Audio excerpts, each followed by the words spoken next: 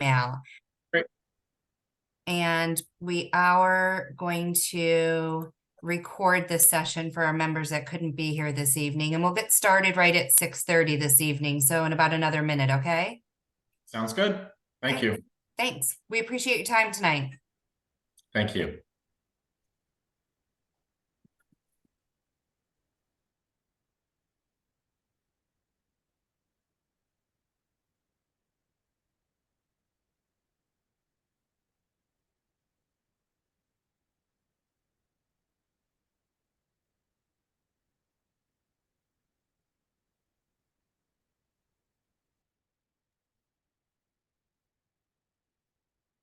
All right, looks like we have a couple more people joining us, and then we will get started.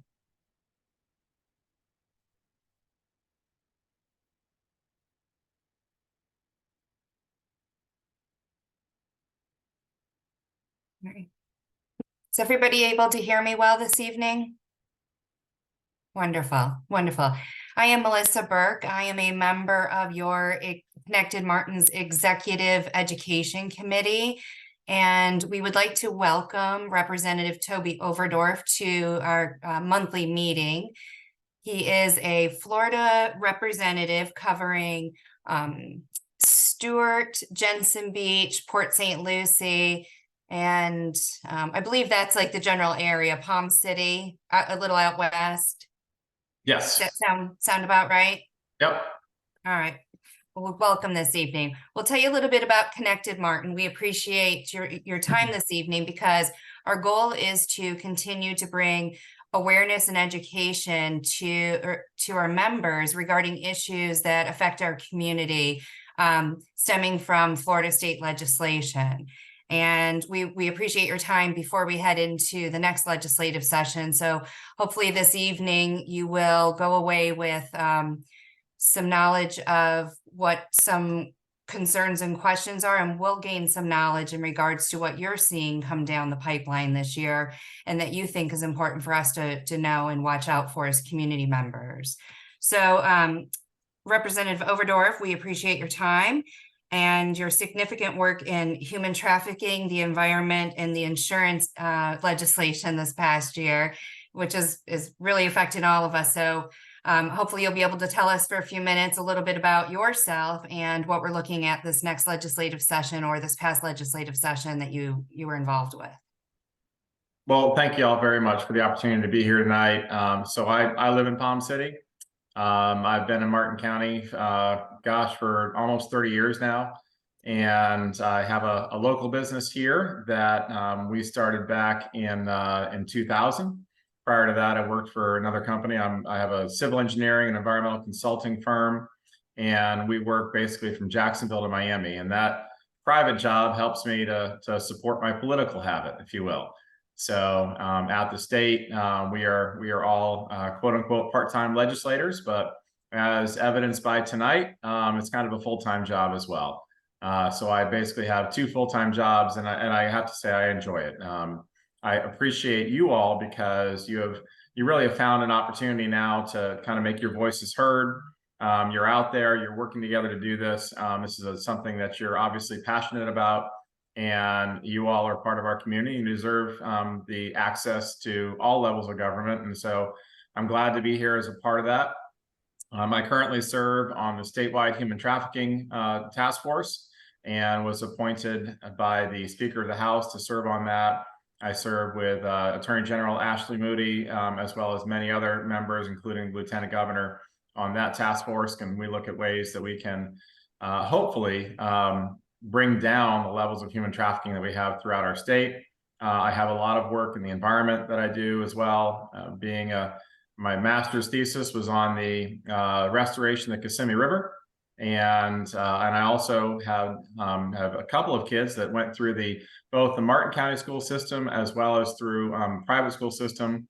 They are long educated and gone. My daughter actually is now, my youngest lives in Miami, and she is going to be married in June. So we're planning for that. So all that being said, have a variety of different sides with this. And coming up this year, I think some of the biggest pushes that we're going to see is within the healthcare space.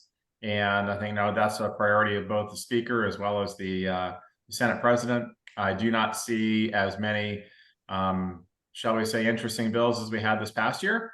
But I think we're going to get a lot done, including in areas, obviously, for homeowner insurance. I know it's an area that, look, when I get a call from my mom saying, look, you need to fix this, and then my wife looks at me and says, our bill is what? It really is something that is top of mind, I know, for everybody. We're doing the best we can to really address this. It's something that's been building for 20 some odd years, and we're hoping now to be able to really attack this a little bit more. But I know that's not why we're here tonight, so I'll let you get on with the questions, and whatever I can do to answer those, I'm here. All right, thank you very much. So our co-chair, Sydney Thomas, is going to ask our first question this evening. Welcome, Sydney. Hi. So book removals have really stirred this community. We've made national news a couple times for it. Why did you vote favorably for book removals? And can you speak to how some parental rights are taken away from others, knowing that not all families can access all of these books in other ways? So you've got a lot of questions in there, but that's fine. Sydney, thank you also for asking that. So I looked at, public school is something that's available, obviously, for everybody. And in so doing, you have to look at a variety of different items with that. And I felt in my vote that it wasn't appropriate to have the school providing books that include a variety of, shall we say, adult topics. That was my view. I don't think that we should be providing some books that talk about, and I'm not specific, I don't know the exact specific books that Martin County has chosen to not provide in their public library system. However, those would include, I don't think it's appropriate for us to talk about sex, to have descriptions of sex, whether it's heterosexual or homosexual or those types of issues. I don't think that's appropriate. I don't think we should be necessarily describing murder or those types of things. Those are some areas that I don't feel as a parent that I would feel that is something that I would want to have within a book system. So that's why I voted that way. Now, you also asked about, there are some people out there that may not be able to have a book otherwise. Look, I do not believe that the United States should be banning books that are written, that are out there for dispersal, that people want to have for distribution. So if you want to have those books out there, I am positive that there are groups out there that would allow you to get the books that you feel are appropriate.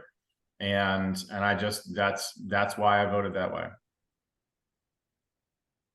Okay, thanks. I will take the next one. Bills such as the Don't Say Gay bill, nicknames and pronouns, as well as gender at birth, bathroom usage, have generated controversy and difficult conversation in our community. What is your response to our community's reaction? So what is the response to what? To the changes that we've had to make due to the Don't Say Gay bill or this past legislation that has changed things like nicknames and pronouns not being able to use in schools, the burden that this has made for our local teachers, how the legislation looks, how it looks at the local level, how we have to deal with it. Sure. For example, I'm not sure if you're aware of what it looks like in a classroom. So if your child's name is Matthew, or yours, for example, your full name is not Toby Overdorf, your mother would not be able to access your school records as your legal name anymore if you chose to be nicknamed Toby. You would have to sign off on documents to change your name in the school system to Toby Overdorf. And students are not even able to, like kindergartners had to have parents sign off on what they could be called on the first day of kindergarten. So that's what the legislation, looks like for teachers and parents in the classrooms right now. So I appreciate that. And I think this is so what you're interpreting right now is the real world interpretation of legislation that's written by legislators. And then interpreted by a school attorney and interpreted by various levels of attorneys that bring that down to a different level. Martin County does it differently than other school boards across our state. And we're finding that.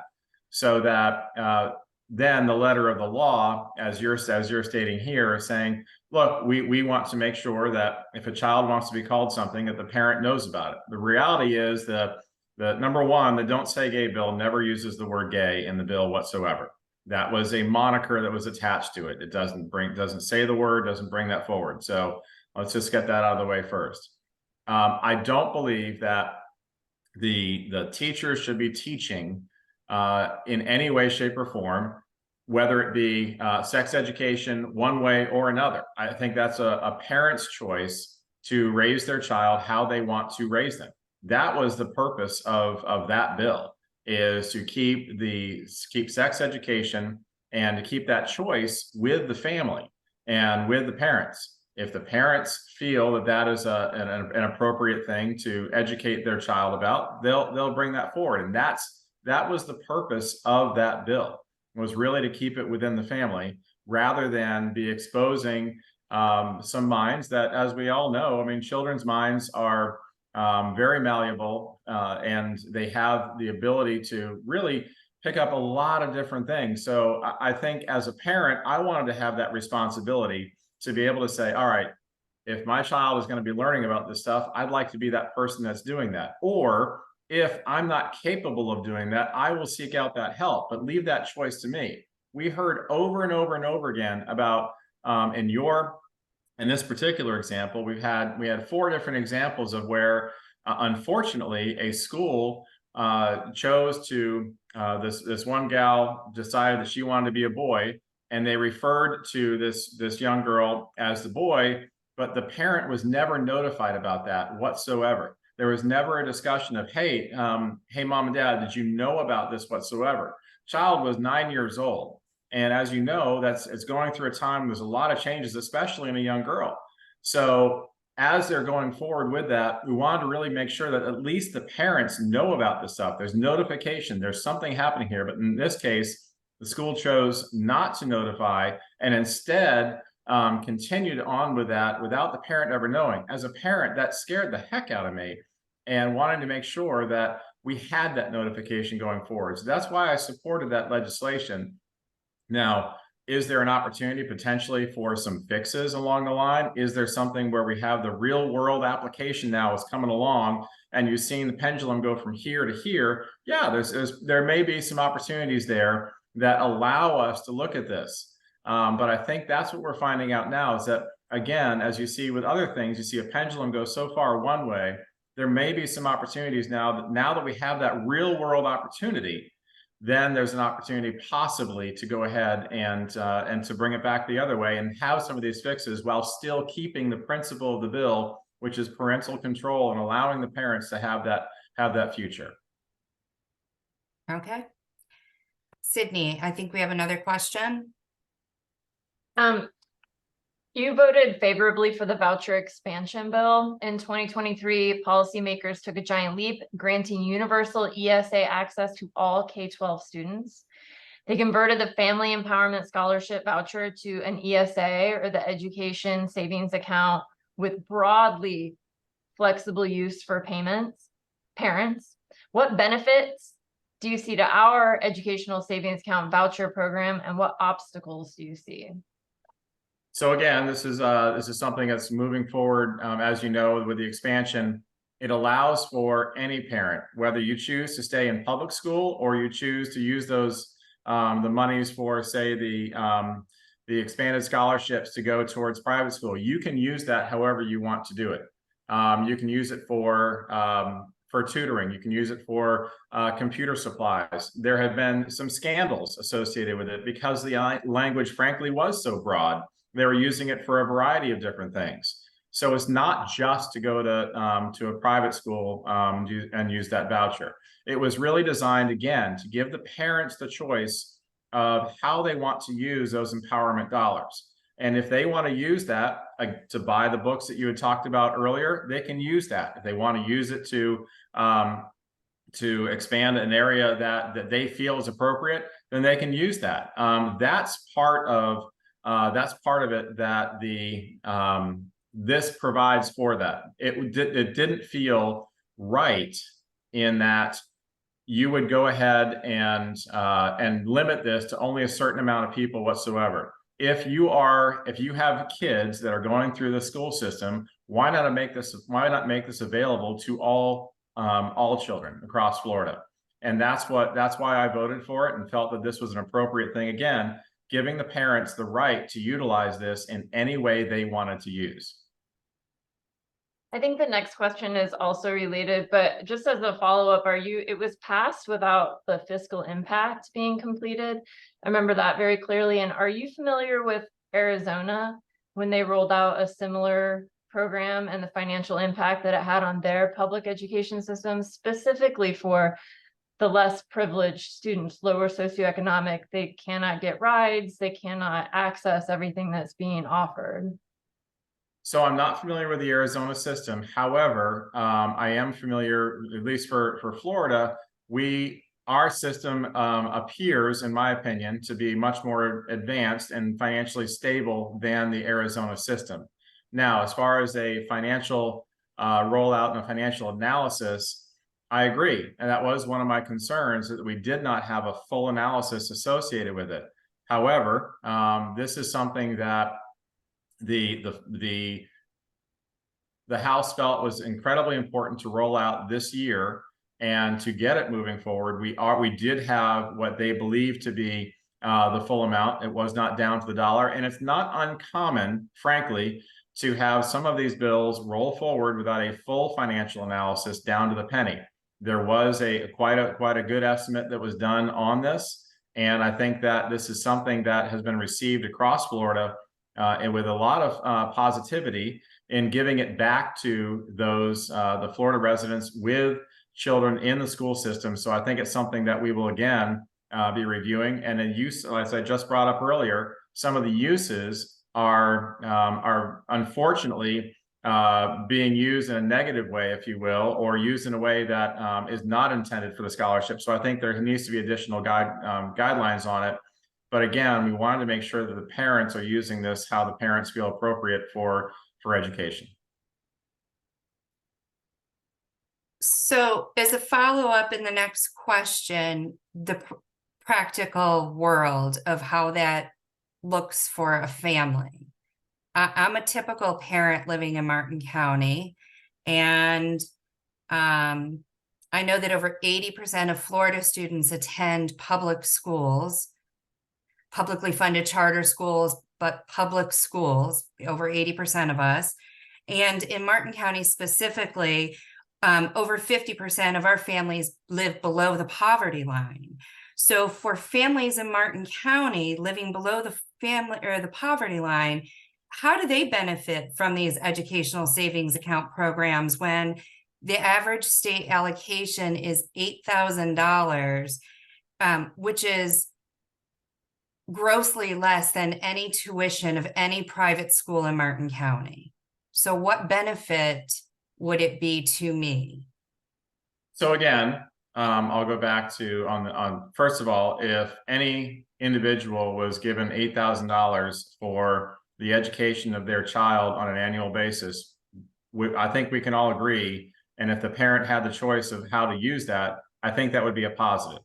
If they chose to stay in public school, then they can utilize that for additional tutoring. You're saying if they're below the poverty line, they can use that. Yes, you can use it for additional. You can use it for tutoring. You can use it for. If you're in public schools, traditional public schools, you cannot. That money is an FTE payment to the district, including TCCA. That money does not get passed over to public school parents. It only gets passed over to homeschool parents. It gets passed over to private schools.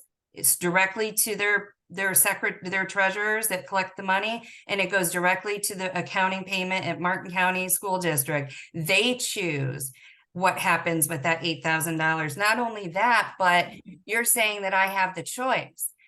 The only choice I would have to utilize that $8,000 would be, for me personally, and I am over I'm not in that 50%, would be to homeschool my child. That's not a choice for me. I have to work full-time living in Martin County. I looked at other private schools in Martin County. I don't have an additional $22,000 to make up the difference to send my son to middle school and high school in Martin County to a private school. And that is the cost of the Pine School. If you're looking at Redeemer, it's over $10,000 to $20,000 too, by 15,000. There's cost involved. So I would lose work to stay home and homeschool, or I wouldn't have the additional funds. And as a public school parent, again, over 80% of us in Florida, we don't have a choice where that money goes. So that's the Melissa, concern. I am happy. What I would like to do is to be able to again, I don't have kids in the system right now. Okay. And I'm being completely honest with you.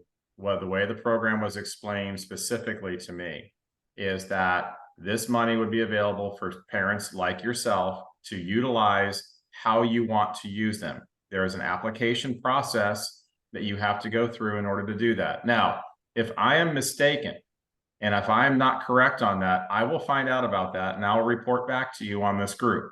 I am happy to do that. Thank you. That's one of the reasons why I chose to get on this. Regardless of what is being said here on the chat about me, I'm going ahead and I will find out about that and I will get back to you on that. Okay.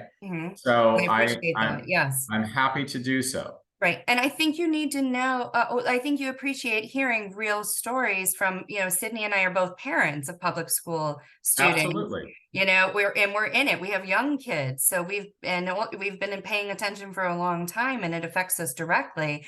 So if you believe that we have $8,000 per child savings account that somebody's going to pay us to offset our cost, well, that would help my student get over the hump of being a low reader in Martin County schools and possibly becoming a proficient reader. And that was the intent. Not an above, just even proficient. And that was the intent of the scholarship. Right. And that's how it was right. relayed to me, is that exactly for parents like yourself, that you were to have this money to be able to spend how you want to spend it.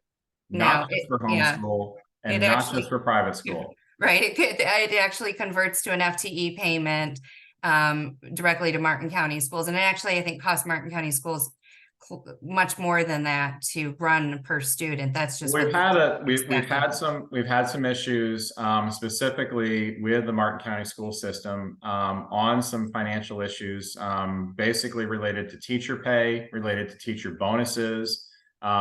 We've had some issues there as we've gone through that process over the last couple of years. We increased teacher pay, we increased the bonuses. I'm not sure if you're aware or not, but Martin County was the very last one 2 years in a row to have the bonuses paid out, to have the restructure of the contracts with the teachers. And this past year, we quote unquote got it done earlier, but the reality was the contract wasn't signed earlier. So it's something that I feel strongly about. I believe that, number one, teachers should be paid more, and we continue to increase that. I ran the bill a couple of years ago that increased that payment for teachers. I'm not sure if you're aware of that or not, but that was one of my bills. And then we also have the opportunity now, we should be paying them more. But that being said, I promise you, Melissa, I'll be happy to look into that, get back to the group, and we'll look at how that structure is paid. Yes. All right. I appreciate that. And in regards to the teachers' negotiations, it's funny that you brought that up. They actually start negotiations November 7th. It is open to the public. It is at, I will email Heather exactly where it is if you're interested. And just for me, I think it's interesting to hear both sides of the story and not have an opinion on, which one's right or which one's not. I'm a taxpayer in addition to being a parent. So I'd like to know that. So we'll share that with you. Our group is welcome to join also. And then I'd also encourage you to look at St. Lucie, in that their negotiations were done literally before, I believe, before the last fiscal year was completed.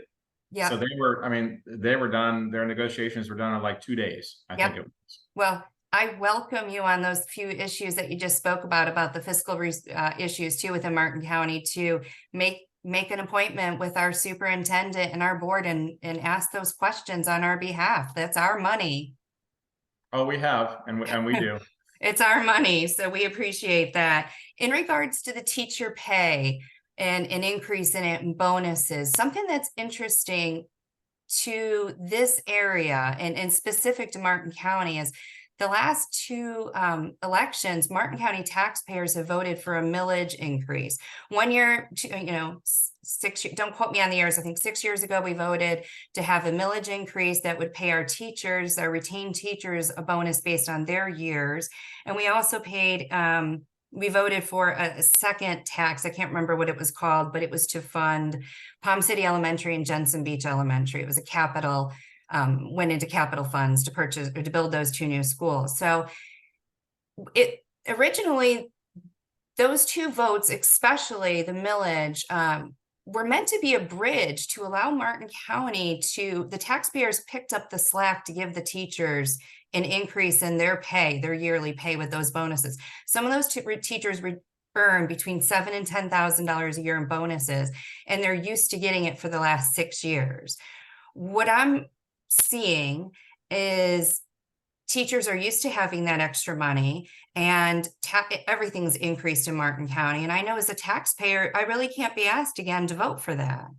And I know that, it barely passed this past time. If you watch the numbers, that it did not pass in Sewell's Point. That was the one district that shot it down completely, did not vote for it. So it barely passed. So in 2 years, when parents like me are paying now for college and tutors and homeowners insurance and just the cost of living to live in Florida, what's going to happen when we can't pass that millage and our teachers lose that income that they're used to, and the state hasn't really made up another $10,000 per teacher, and our district hasn't figured out how to come up with that type of increase? What do you think education is going to look like if teachers walk out in 2 years because of the pay? So first of all, we had in Martin County, the average teacher pay is just below the statewide average. And we have tried to bring that up to 52, I believe it's 52,000, if I recall correctly. I'm not 100% sure on that number now. We had it at 43.5, and then was increasing from there. I have to get that number exactly. We also included a teacher bonus with that, and we also looked at the starting pay and then bringing it up from there, because the veteran teachers were left out of that initial starting pay. So the initial bill that I ran brought up the salary of the starting pay, and many of the veteran teachers were not appropriately compensated for the years that they had worked on that. So the next year we worked on bringing up the overall veteran pay associated with it as well. Again, the salary numbers then are negotiated within Martin County, and within and then the bonuses are also, are the bonuses now related to testing? Are they related to other things? And those are items that many of us didn't feel are appropriate to, because then what happens? The teacher teaches to the test. And I don't think that's anything that any of us really want to have happen. We want to be teaching to the child's abilities so they can succeed, but then you have the opportunity, if you will, to hopefully get out of teaching to the test.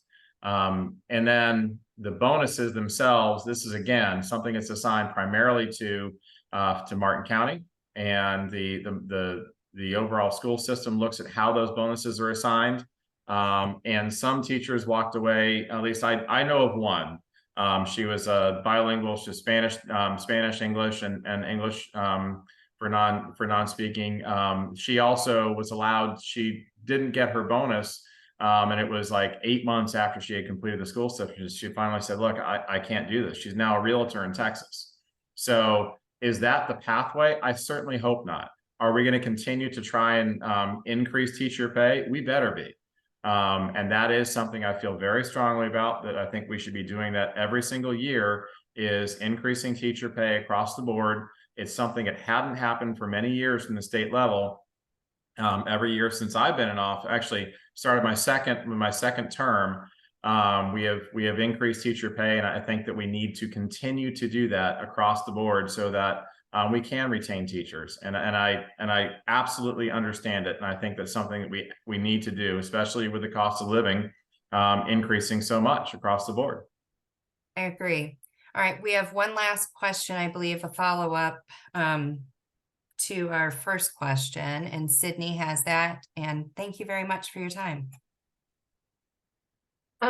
So many people on the call are very passionate about the book removals, and I wanted to go into that a little bit more, because I think often if you aren't diving really deep into it, it's hard to miss something. So in Martin County School District, we have a system called the Destiny. Are you familiar with that at all? I am not. So it's an electronic catalog, basically, and every parent has an option of opting out of individual selections of books. And so we actually already had something in place in Martin County where if you did not want your student, your child, to read a certain book or a selection of books, you could opt out and they wouldn't be able to check those out. And so that's where the concern is coming from, that it really isn't about parental choice, because we're removing parental choice from everyone. All of the book removals, which are nearing 100 in Martin County, which we've made national news for, they are recommended and they have been removed for every student. So while I understand there are groups that would be generous in facilitating getting books to people, there is a difference between a family having to seek a book, not even knowing what books to look for or ask for, and having them available in a public library system. So what would be, in addition, these books disproportionately target minority groups, LGBTQ populations. A good example would be, if you would care to look into this further later, is The Storyteller. It's a book by Jodi Picoult. All of her books were removed from our libraries. That has absolutely no sex in it, none, but it is about the Holocaust. Okay. That was removed from all high school libraries. So those are examples of book removals for all students without the opportunity for parents to choose under this guise of parental choice, but it's not really about that. So knowing that there are books being removed just because they have an LGBTQ character or because it references an uncomfortable part of our history, and knowing that we already had the option of parental choice for book removals in our students, that was already in place, and now these books are completely inaccessible. What are your thoughts on that? So first of all, I know you're going to kind of chuckle, many of you, when you hear this, but you know, I really don't think that government should be telling you what you can and can't do. That being said, we do have, it is a government school system. That being said, I'd love to see the list. I do not have the list of banned books. So if you're able to send that over to me, I'd love to look at it to see what the decisions have been made. There might be some minds that are being blown out there and saying, how can this guy be so unconnected? Look, guys, you know, this is something that I have a gazillion things, and this is not an excuse, but it's just a reality. I have so many things that are going on. This is why I want to participate in groups like yours, is because I need to understand what is the real world effect of some of this legislation. And you're showing that to me. So what would I like to do, Sydney, to answer your question? I'd like to see the list. I'd like to understand what this group, why they're making these decisions to ban certain books versus others. Is there a protocol? Your statement earlier, you said that there already was a system in place that said, if a parent doesn't want to allow their child to have this, I'm assuming that's for assigned reading or for those types of things. Everything. It's for the library, school library, as well as, well, you could always opt out for stuff in the classroom, but this is also like a library material system, so you could opt out. So on the forms, I mean, if it's available in the, I apologize, if it's available in the library, and I, as a parent, find that that book, I don't want my child to read it, I can guarantee you that there's an opportunity for my child to read that book if it's available in the library. Now, that's how I'm looking at it. Even if it's and now I wouldn't be able to check it out. My child couldn't check that book out, but would still have the opportunity potentially to read that book within that library. So I'm taking it from that stance of the parent that does not want it in there whatsoever. Okay. You're taking it from the stance of, well, look, I said that I didn't want to have that, or the parent opted out of that book. Okay.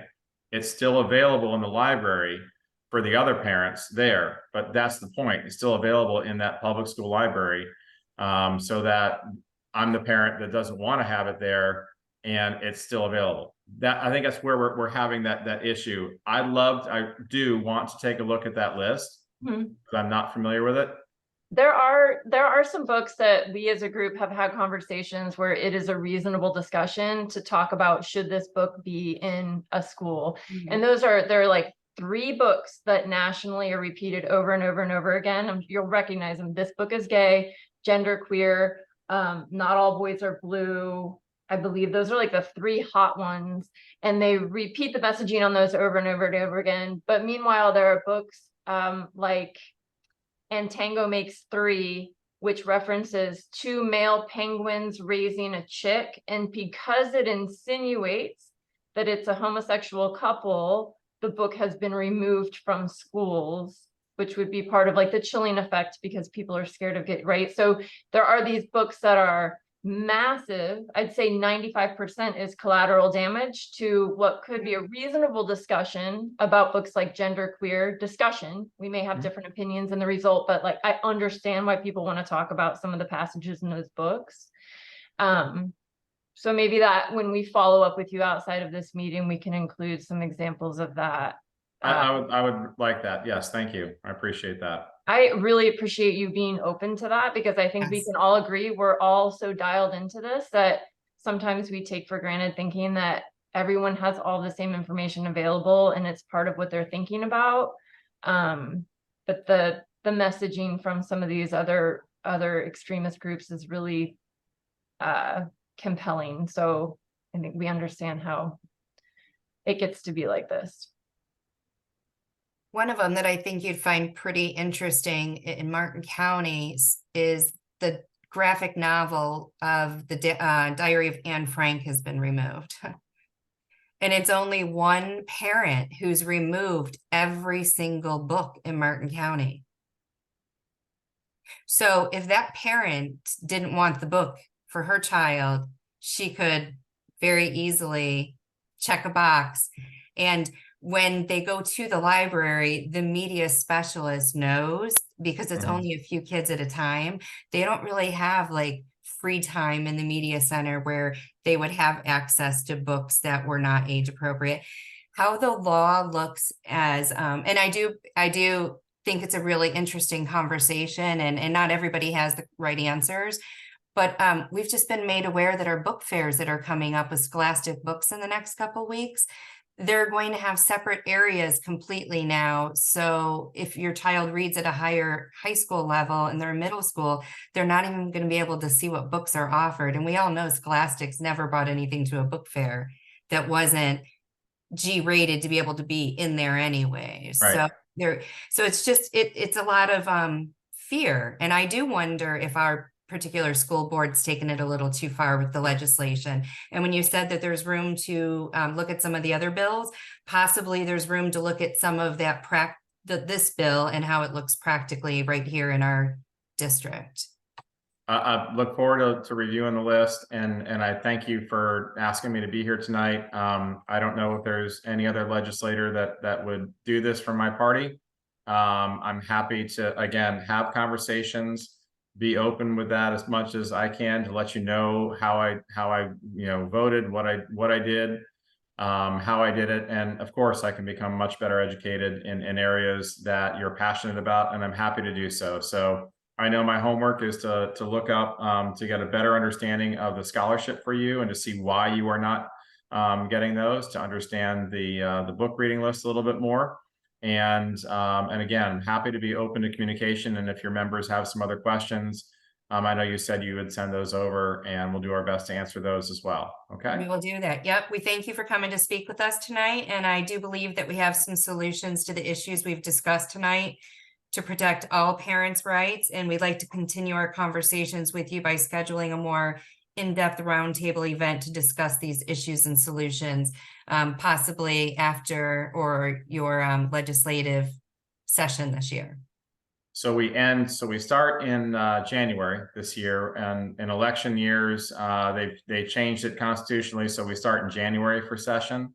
In non-election years, we start in March. So I'll be up in Tallahassee for a special session starting next Monday. And then we have committee weeks following all the way up to Christmas. And then we start in January with a regular session on January 9. So when you all are doing your Christmas shopping and have your Christmas parties, think of me. I'll be up in Tallahassee. Thank you very much. But thank you all very much. Bye. Have a good Thank you night. so much, Representative Overdorf. Thank you. You're welcome. Bye now. Thanks. Bye. All right. We're still recording. Is there anything that you wanted to say to wrap it up and we can stop recording? I think that's it, unless we want to unmute and take some questions of the or we can take everybody's raised hands right now while we're still recording. Do we want to have discussion follow up after this? Melissa, as people raise their hands, I will unmute. Okay, so Did we go do ahead. it recorded? I can stop the recording now, or we can record the follow-up questions. I want people to feel comfortable speaking, frankly. I think that there's no. Okay. Stop I'm the gonna- recording then.